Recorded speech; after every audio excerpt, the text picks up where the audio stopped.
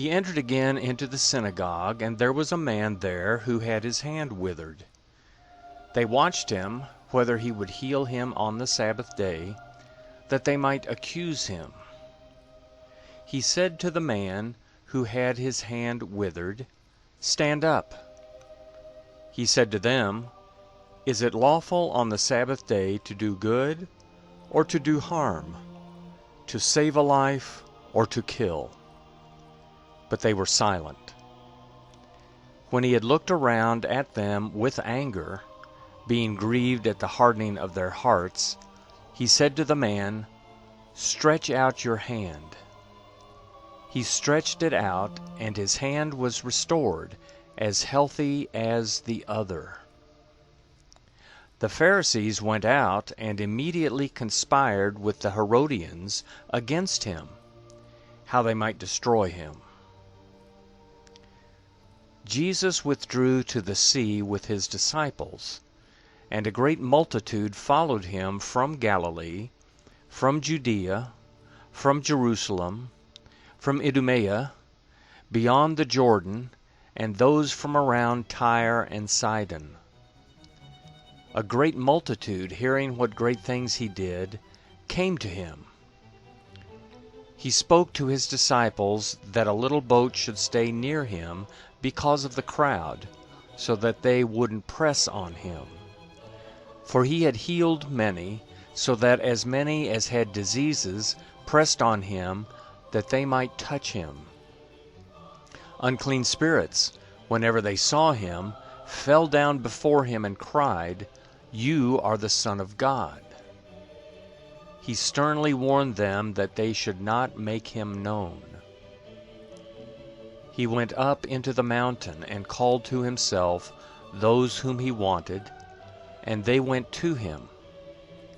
He appointed 12, that they might be with him, and that he might send them out to preach, and to have authority to heal sicknesses, and to cast out demons.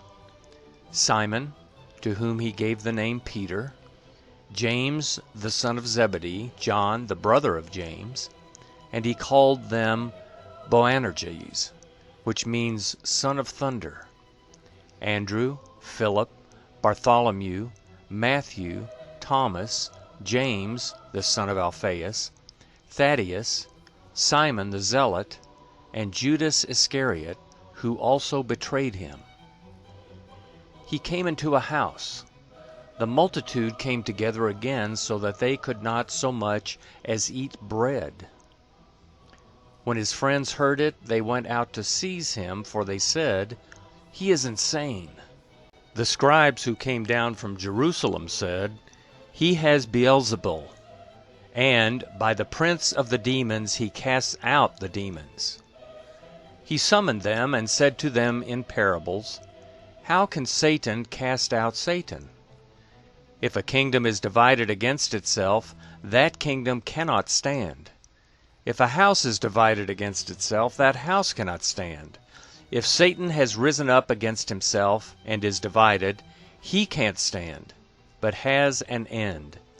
But no one can enter into the house of the strong man to plunder, unless he first binds the strong man, and then he will plunder his house.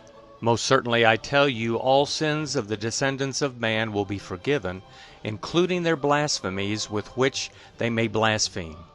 But whoever may blaspheme against the Holy Spirit never has forgiveness, but is subject to eternal condemnation, because they said he has an unclean spirit." His mother and his brothers came, and standing outside they sent to him, calling him. A multitude was sitting around him, and they told him, "Behold, your mother, your brothers, and your sisters are outside, looking for you." He answered them, "Who are my mother and my brothers?" Looking around at those who sat around him, he said, "Behold my mother and my brothers. For whoever does the will of God, the same is my brother, and my sister, and my mother."